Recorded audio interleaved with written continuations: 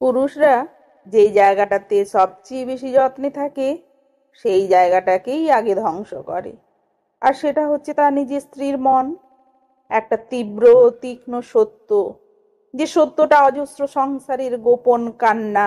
সমাজ যেটা দেখে না, শোনে না, কিন্তু প্রতিদিন একটা একটা করে ভেঙে যায় অগণিত নারীর ভেতরটা। সংসার চালানো আর মন বোঝা এক জিনিস না। সংসার চালানো মানে শুধু বাজার করা, বিল দেওয়া নয়। একটা মেয়ের ভেতরের ক্লান্তি, অব্যক্ত কথা, মনের খাঁজে জমে থাকা হতাশাগুলো বুঝে ফেলা, সেটাই প্রকৃত যত্ন। যুগ বদলেছে, মানুষ বদলেছে, চাওয়া পাওয়াগুলোও বদলে গেছে।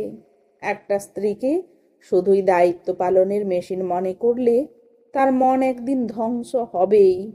শুধু বেঁচে থাকলেই তো আর বেঁচে থাকা হয় না। স্ত্রীর মনটা হচ্ছে শিশুর মতো।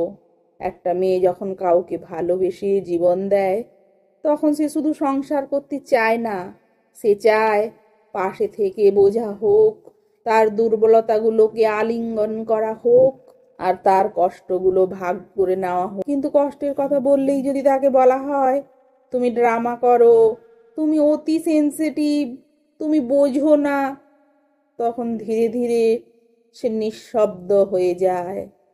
কি করা উচিত? শুনুন, বোঝার চেষ্টা করুন। স্ত্রী কাঁদছে মানে সে শুধু কাঁদছে না, তার একটা মন আছে যা হয়তো বলার ভাষা হারিয়ে ফেলেছে। তুলনা বন্ধ করুন। নিজের মা, বোন বা অন্য কারো সাথে স্ত্রীকে তুলনা করা মানে তাকে অপমান করা।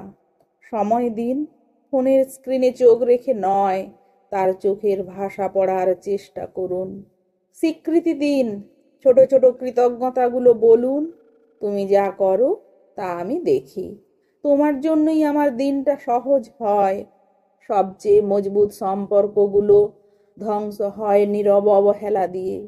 পুরুষেরা সত্যিই যত্ন করে, কিন্তু সেই যত্ন যদি বোঝার অভাবে আঘাত হয়ে যায়, তবে স্ত্রী নামের নারীর মনটা সবচেয়ে বড় ধ্বংসস্তূপে পরিণত হয়।